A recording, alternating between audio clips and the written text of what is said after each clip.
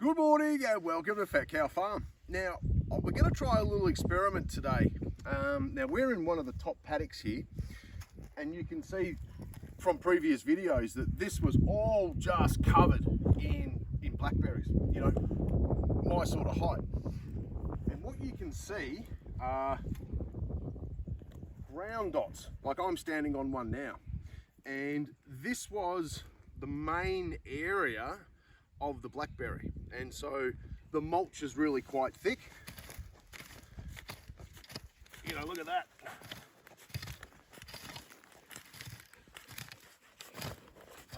So, and we've got ripper just black dirt underneath. So what I thought I would do is I've got some leftovers of green manure, and what I thought I would do is I'm going to fence this off, this little area, just to do an experiment, because these winter mixes or green covers is like a legume base, and I just want to see really what happens. You know, is that going to be enough to start germination and actually get some, you know, get some grass going on here? And as you can see, you know, like I've got grass coming through. Got clover. Oh, there's another blackberry head. You know, I do have some weeds. That's all thistle. So, you know, this area, it's coming back to life. But so I just want to sort of go through an idea, or, you know, a little experiment to see if this is actually going to work.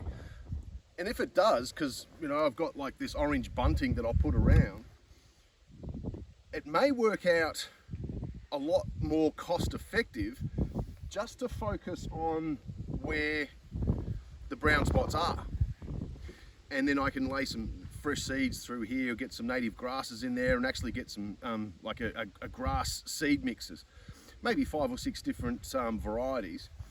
But at least we're sort of focusing on cropped areas rather than, you know, where the grass was already or is already. So, and that's just a lot of the native grasses that are sort of slowly coming through now. So look, I'm going to rake up some area here. I'll start putting out my green cover crop. We'll see what happens. We'll put some fencing up. So I've got a bit going on, and then we can just manage this over time and see what happens. All right, so I'll come and find you, and I'll see you soon. All right, so I don't have many left, so I think this area might just, you know, I'll see how I go, and maybe I'll do another area there. But what I'm hoping is that, you know, the mulch here, when we first cut this down, or cut those blackberries down, what was it? It was about 100 to 150 mil thick. Like, it was massive. And what was that? That was towards the end of summer. Really now I've gone over this 3 times now with the flail, and, you know, it's all just breaking down. Like, it's just amazing. So I thought, rather than sort of waste it per se, let's see if we can get this going on. So, you know, I'll just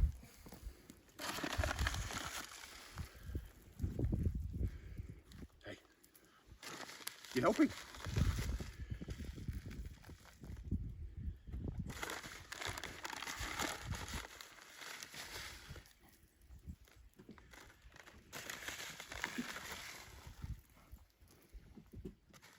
All right, so I really didn't have enough left from the chicken coop with our green cover down there.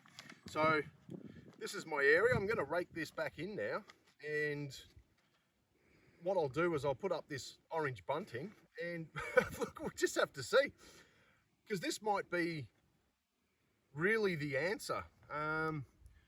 If these can take off and start germinating, then what's to say we can't do that on all the other little areas that we have here where the blackberries were, rather than bringing in, you know, mass equipment for seed drilling and things like that, or overseeding, or, you know, it's really, again, we'll just have to sort of suck and see. But the only thing I was pretty excited about this is that they've got the white radishes in it, which is going to start penetrating into these soils. Now, I think that would be certainly one of the seeds that we do bring in when we start introducing our diversity of grass. The broadleaf of the radishes, you know, the cows will come through and eat that. But I'm also looking at the benefits of the radishes. Exactly the same as what we've done down in our chicken coop area, where we've got the radishes penetrating into the soils, and they were massive. You know, they were like that. They're all starting to rotten off now, and you know, and it's right that the radish itself is starting to decompose, leaving all that nutrients in the hole, and we're getting a heap of rain at the moment, so that's just filling up and then just leaching back into the soils, all subterranean. So, you know, that's really, for us, maybe that's certainly the way to go, and introduce a couple of the more local species that handle the high country. All right, so I'm going to rake this back in. We'll put up our little fence. I'll come and find you, and I'll see you soon.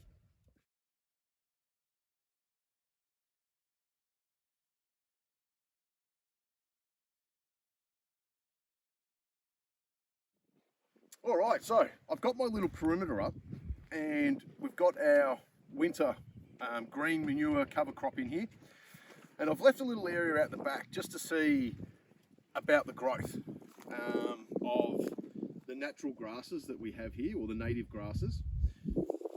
Now, I think there's going to be one benefit here, is that the fact that I went down to pick up, or drop something, and I went to pick it up, and I got prickled by the blackberry canes.